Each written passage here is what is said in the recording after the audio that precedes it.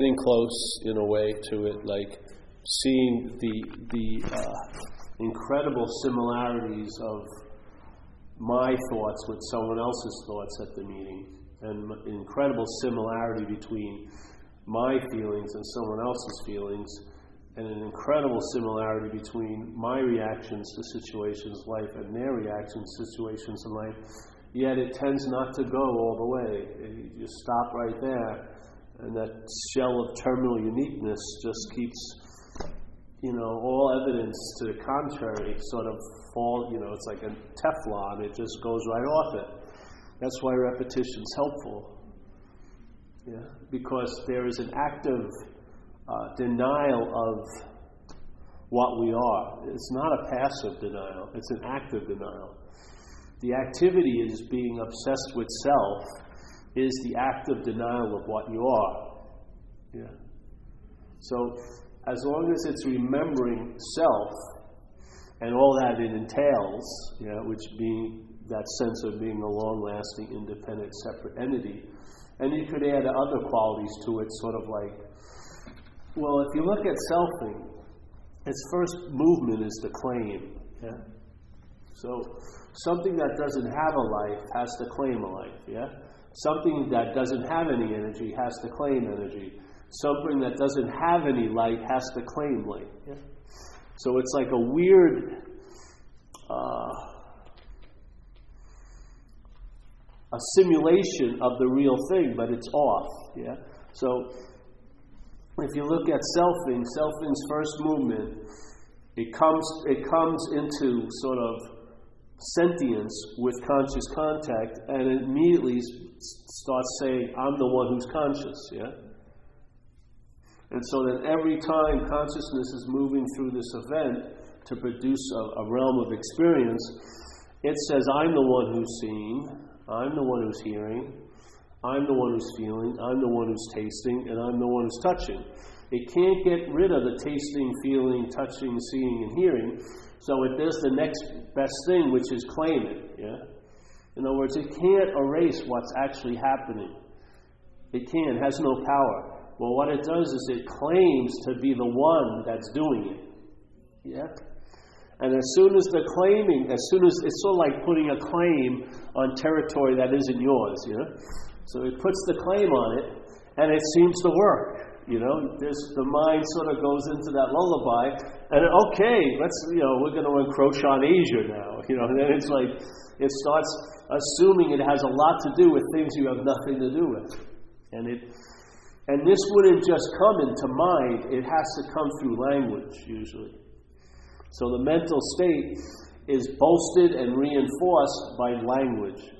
So the thoughts are heard in language.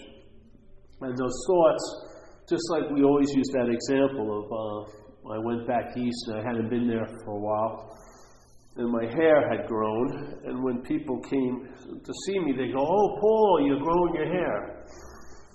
And I would go, oh yes, I'm growing my hair, I'm doing a very good job, Look at how nice it looks and stuff like that. And I realized that if I grow it with other people, it grows even more. So I go to a group and we spend a couple hours a week together growing our hair. And you can go on and on and on, and everyone would start laughing. Obviously, you're not growing your hair, you're just not cutting it. Exactly. But the language implies you do. The language is implying you have something to do with something you have nothing to do with. Guess what? That's what it's doing most of the time.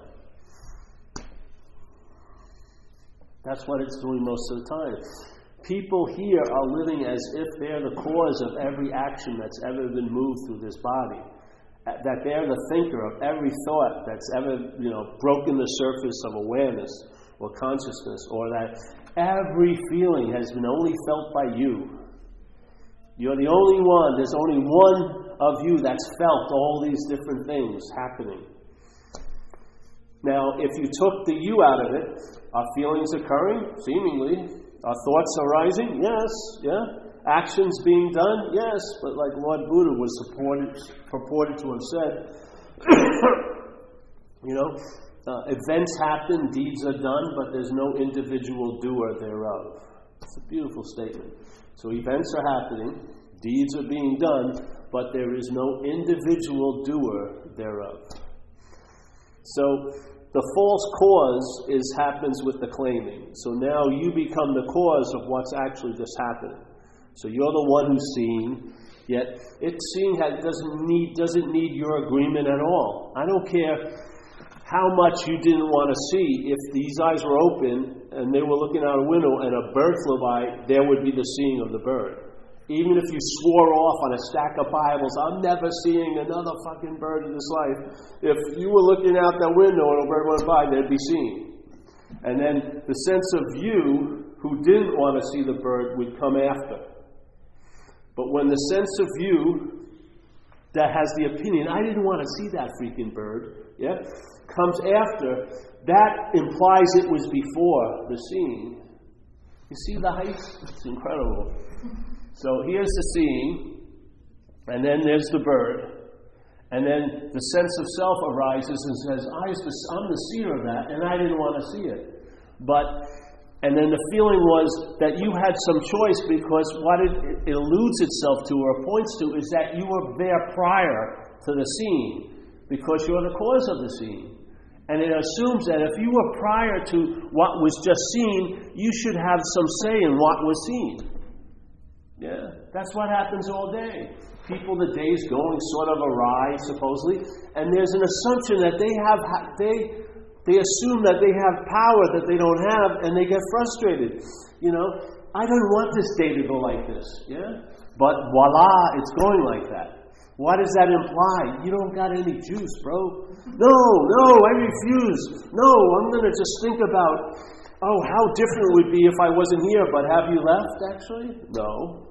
I'm just going to think about the future all fucking day. When is that going to be happening? Now. I'm just going to think about, those days when things did go my way. When is that thought going to be happening? Now.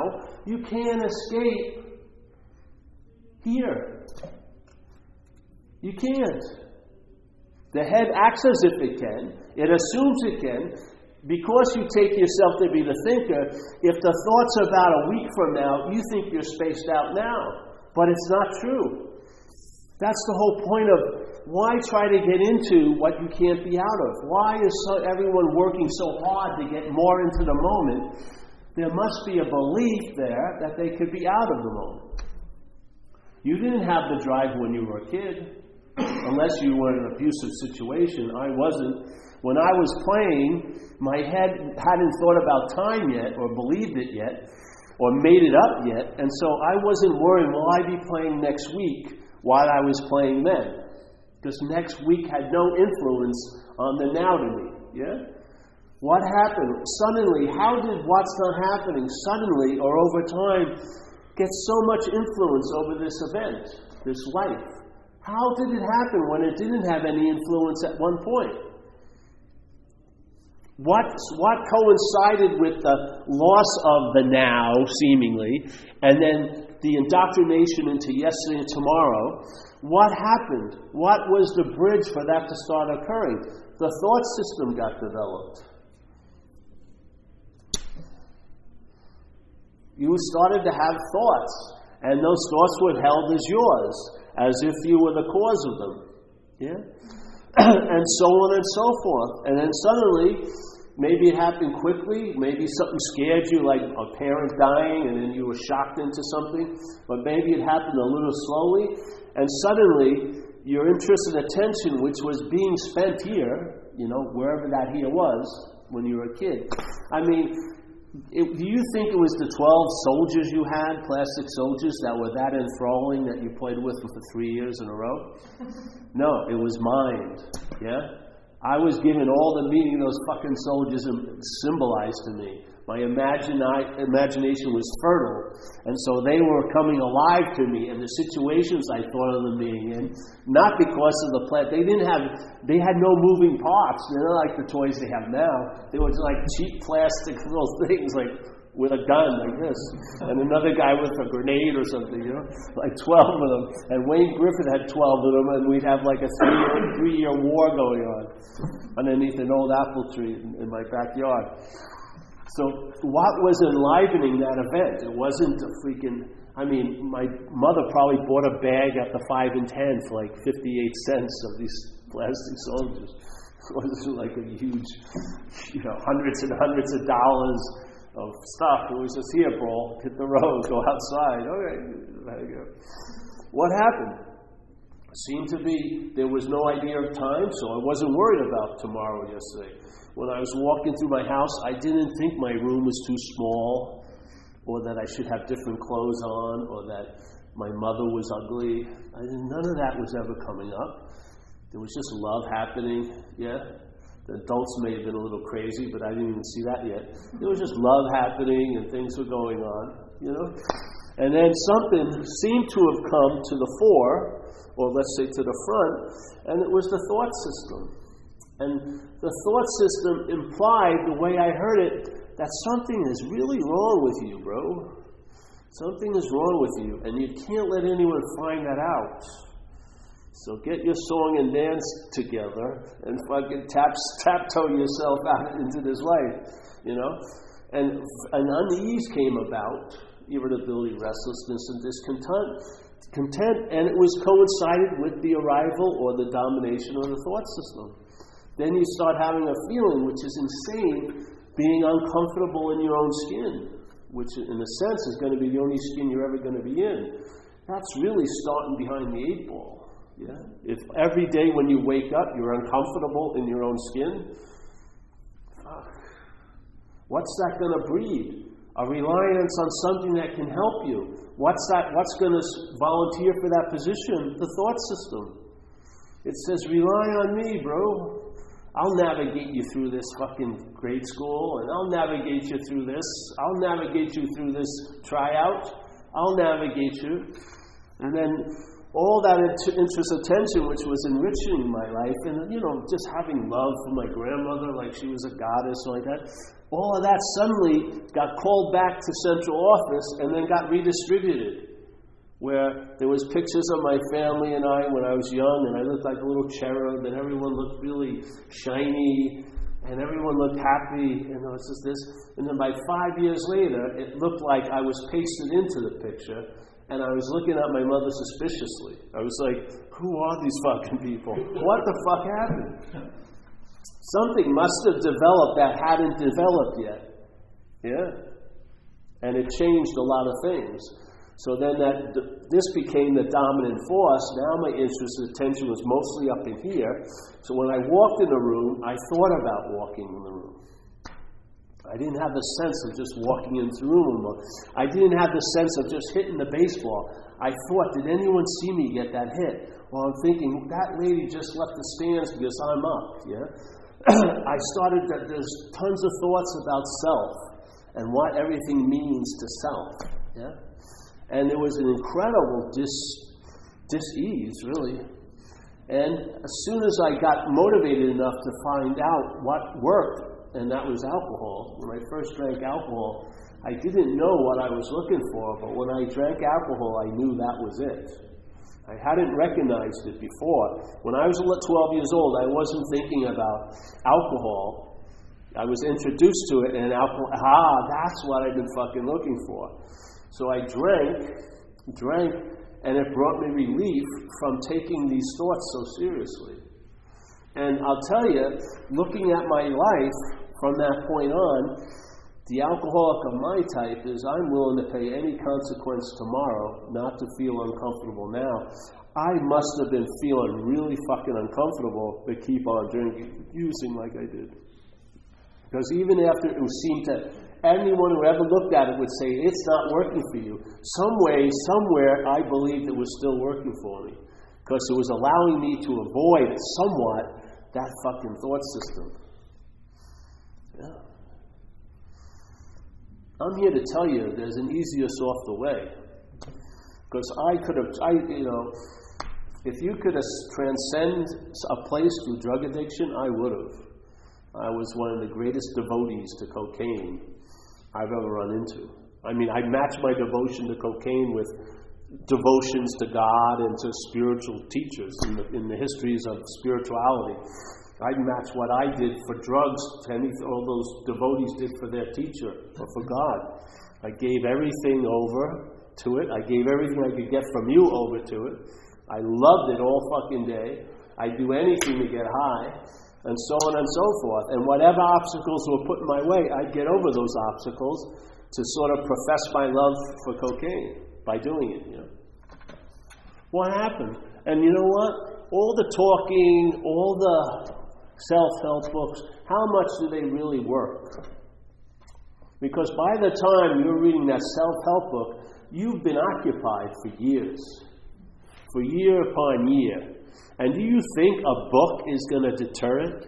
It's just going to suck the book up, conceptualize it, neuter it, and then you'll become a collector of self-help books.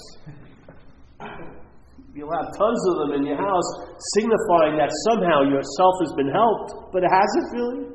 Yeah, yourself has been helped, but the point is you're not the self. Why spend so much time trying to help what you're not? Trying to help what you're not get socialized or civilized or behave in an appropriate manner or just not fuck up that picnic next week or, have more than a 6-month-long relationship. These are the high goals of self that it needs tons of help just to try to reach. Well, what would it be like to be free from all that? To be free from it, for the allegiance to it to have been broken, and not even broken, but to have seen to have never have possibly ever could ever have happened. That there's no way you could lose what you are. No matter how much identification happens, no matter how much obsession of self-sustenance, no matter how much condemning you've done yourself, it still hasn't changed the baseline of life, which is you're still aware aren't you today. Even if you haven't accrued as much value as your mental state said, but by the time you left this morning, you're still conscious right now. Yeah. It cannot divvy out consciousness. It cannot privatize consciousness. This is the baseline. There's awareness. And everything else comes after awareness, if you want to look at it as a progression. There's the baseline of awareness, and whatever comes after awareness cannot have an effect on awareness. Yet awareness can have an effect on everything that comes after it.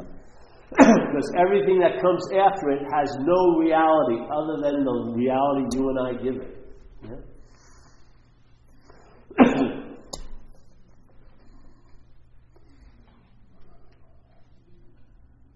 Can you imagine going out buying all those books, all the different books of Monopoly, 80 different views of Monopoly, and yet something finally just put you on square zero, and it would dawn on you, this is square zero, then all the other moves would make sense from here. Instead of assuming you're somewhere already, which is square 3, and trying to learn about the game of Monopoly. How are you going to know what the game is from square 3? The only true view is square 0. And even if, no matter how much huffing and puffing you do and you believe you're on square 28 and I once had this truth and I blew it, somehow you did something to lose what you can never have. So whatever, and then the ghost is given up, and what happens? Something cracks open at square 23, and what dawns on you? You're on square 0. Then you do all this stuff, and you're at square 53, and you think you're getting closer to the truth. The mind cracks open, and what happens? You're at square 0. Then you get demoted by your own self back to square 5. You really fucked up. There's no consciousness, no love available to you. You did that fucking thing. So now you're at square 5, and somehow some grace comes in, cracks your mind open again, and where are you? At square 0. It's got to dawn on you, there's only square 0. All the other squares are in appearances. And their appearances and the reality that they seem to hold is based on conditions and causes, all in the mind. Change this, everything changes. Change this, everything changes without wanting to change fucking anything. You don't even have to change this. Just recognize it's unchangeable. Yeah? Recognize all the huffing and puffing. Have you ever had that where, like if with this cold, I'm hoping it's going to leave sooner or later. If not, you should start paying rent at my house, at least half of the rent. Well, let's hope it's going to leave. And when it leaves, it's going to be like it never happened. Very quickly, yeah? Is it? You know when you have a big deal, or like you broke something, and then finally it heals, after a week or two, it's like it never happened. That's one of the most authentic feelings you ever get. Because it's really close, because nothing ever did happen. Yeah?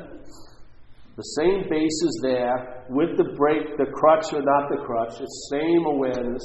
Same awareness before, during, after the cold. The cold doesn't take the awareness away, does it? The awareness may make the cold seem worse because you're quite conscious of it, but the cold does not take the awareness. Why, like the Course in Miracles says, why your attack thoughts are attacking your invulnerability. Your attack thoughts, which are attacking your invulnerability. In other words, they have no ability to do fucking anything to what you are. They can seem to by you believing them. You give the thoughts the power to affect you. The thoughts don't bring any power. They facilitate an intention of the mental process to bind you to the idea of being a self. That's all they do. This mental process, once again, first movement is the claim. It's claimed the feeling system. It claimed the thinking system. It's claimed the body system of being the actor. And now it uses actions, thoughts, and feelings to bind you to the idea that it is offered up. This is what you are. You're this historical action figure. Yeah? A long-lasting, independent, separate entity. That's what you are. If you go, well, let me lay down on the thoughts, and the thoughts are going to imply that. Feelings are going to imply that because they've been taken over. They're not like the feelings we had when we were a kid. They're like a re-feeling. Or in recovery, we call it a resentment, which is to re-feel something. Everything is refelt. Everything is rethought. Every action is redone. Yeah?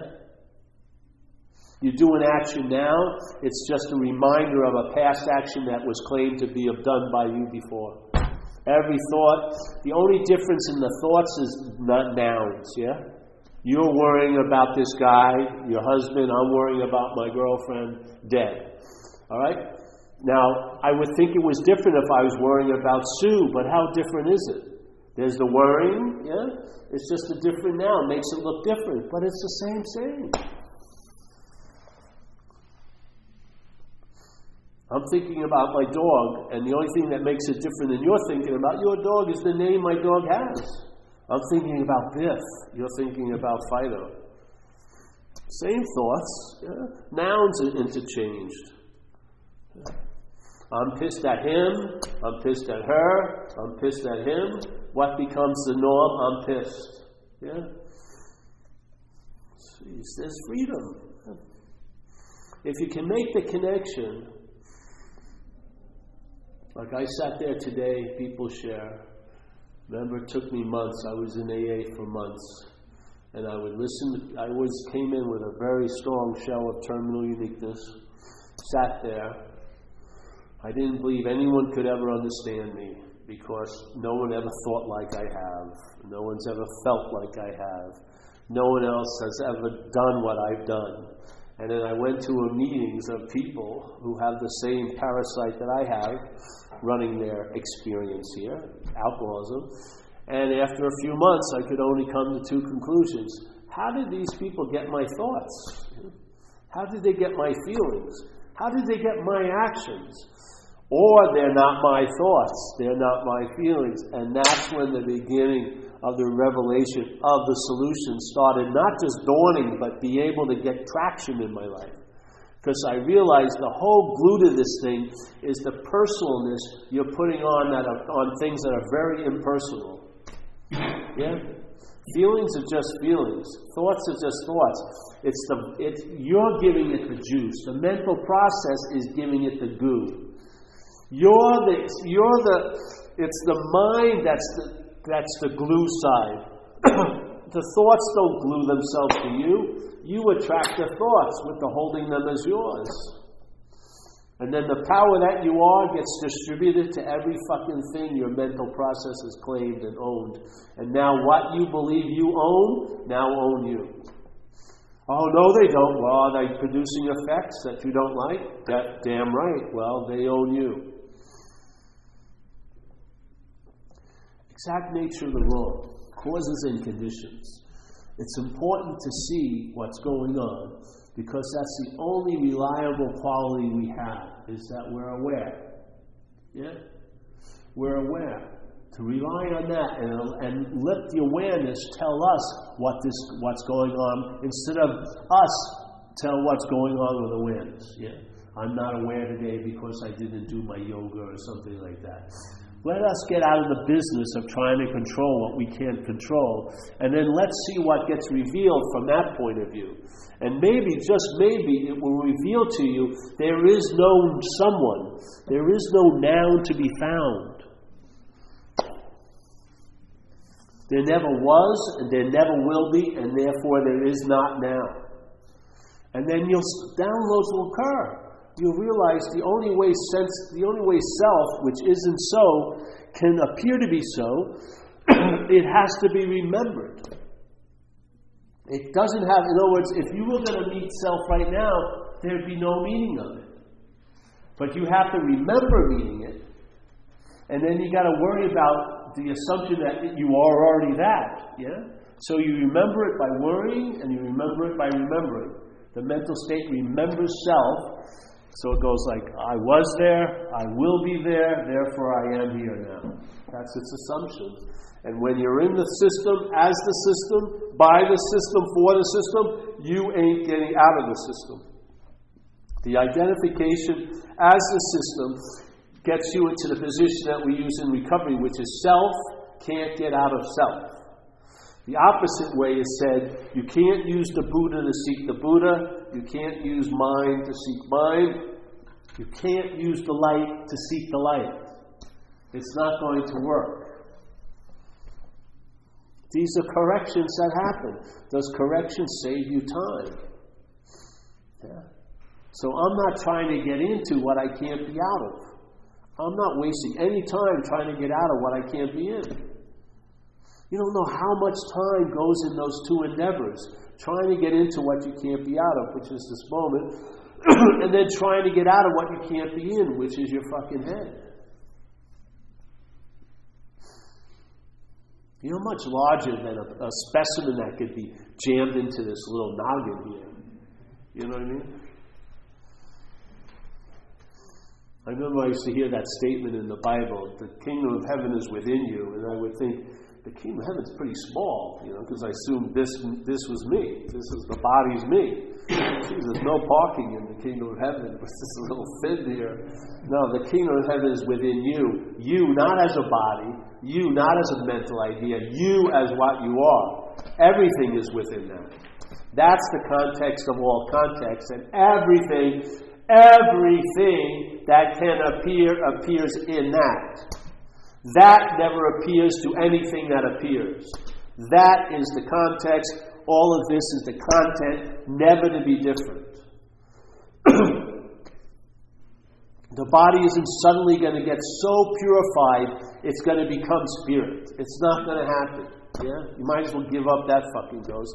And there's no way you're going to grasp spirituality to a predominant idea of being a body.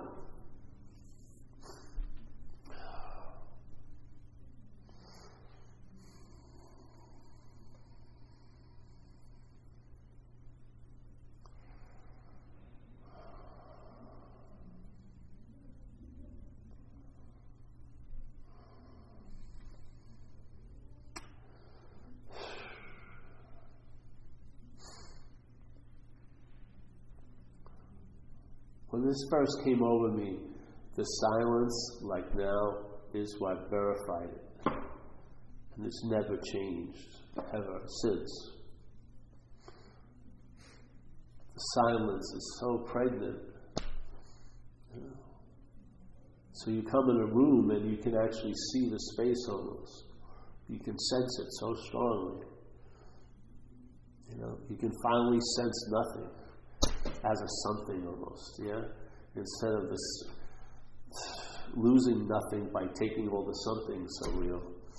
Let nothing really appear as something. And then you hear a note, and the note appears in silence.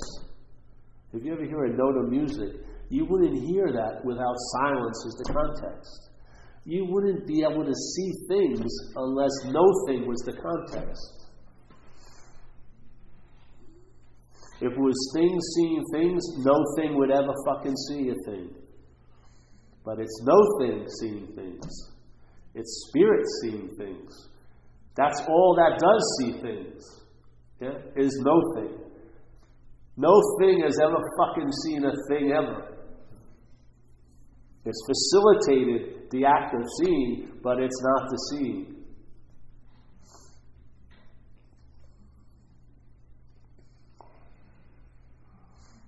Take every sound back, and what's hearing it will never be heard. Take every vision back, take it back till you can see, and what's seeing can never be seen. Take a feeling, take it back as far as you can, and what's feeling can never be felt.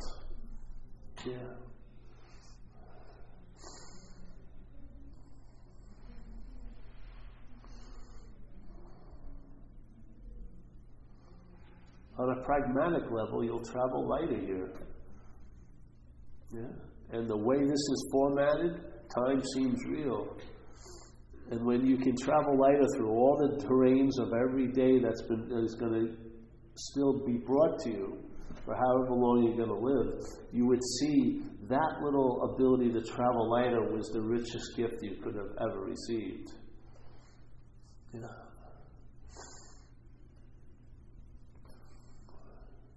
Doesn't say the shit that's going to happen is going to be removed. Doesn't say anything. You just rely on it and you find out. And what I found out over time as an experience here, I've traveled lighter on a stabilized level for fucking years. With no thought of effort. No fucking work.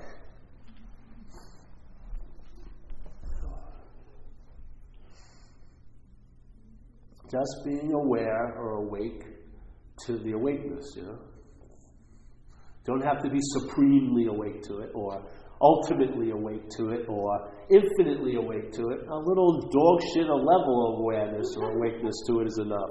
It really is, because you don't need much for everything. It tells you. So it's your awareness or your attention or your interest, however you want to call it, those movements in life. Now, when they move, they're not looking for this. They're coming from it, So when attention moves, it moves from the awareness, not looking for something, Bereft or absent of the awareness. It's just like an arm being extended, It doesn't forget its source while it's paying attention to things during the day. So therefore, it's always rejuvenated. It stops looking for things to fulfill a need that it can only be had by that recognition. Nothing in this world can take that place. Nothing. Ever. You're too defined. We're too defined by time. Things are going to change. But where this arm is reaching out of never changes. So now the awareness, the interest and attention has a little bit of an investment in what's always interesting and always attentive. In other words, the object of attention never moves,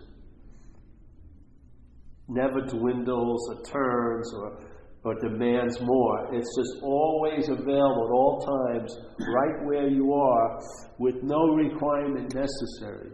You're the only one who has requirements, your mental state. And if you're not beholden to that, the requirements will have no sway.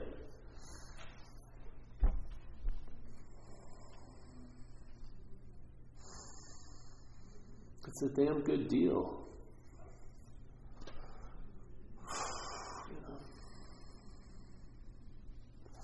Where's that book? Look at how many of these books are here.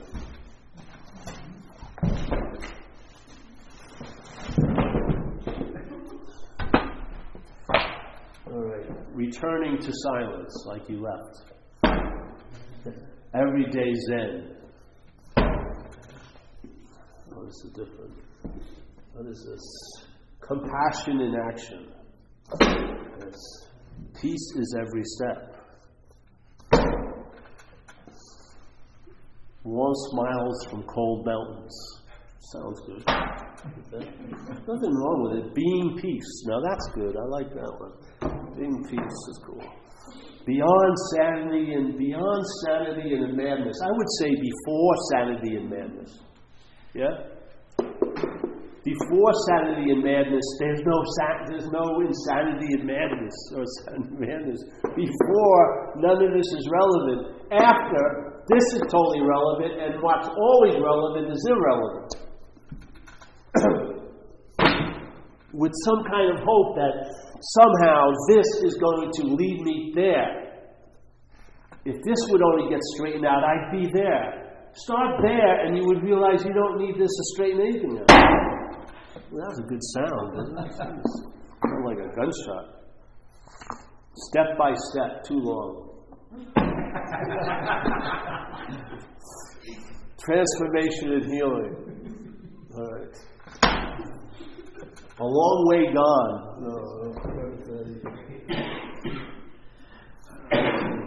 The heart of understanding. How about the elbow of understanding? You know, the big toe of understanding. Which has to do with the heart, or the ultimate innermost of understanding.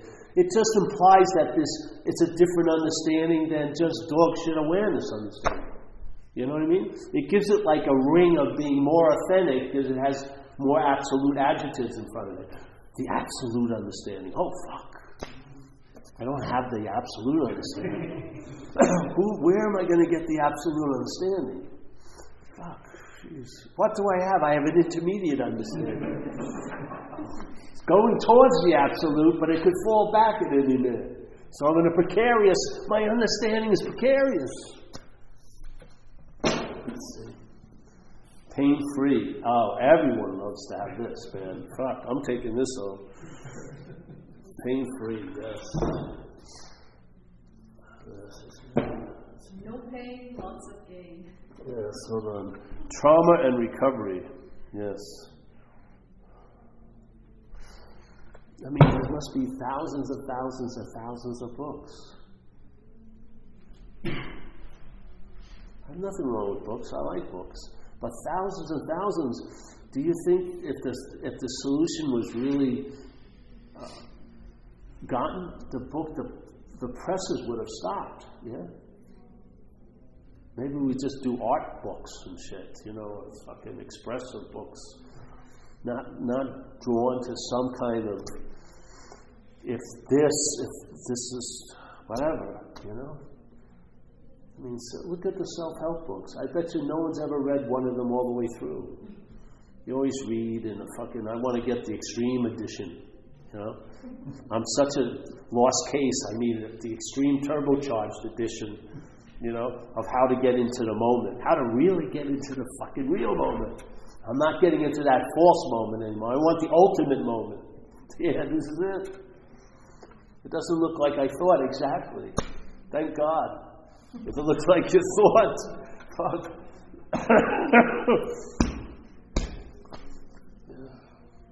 That's why you like to call it dog shit awareness. People don't like that. What? Dog shit awareness. Yeah, dog shit awareness.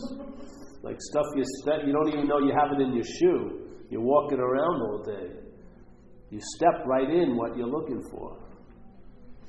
So, and I apologize to all these titles. I'm just using them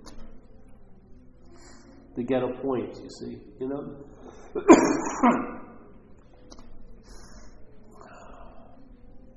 It's a lot simpler. I don't know where your life will take you. I really don't. But it's fun to find out when those false fires are extinguished because they never were on. Yeah? They were never on. When that's recognized, see where life takes you. Maybe because you won't have such a keen interest in getting anywhere, or if you're not going anywhere, you can't be lost. You see? Maybe you'll end up being able to hold the space for situations. Because you'll see That's all there's always ever been, is the space. You know?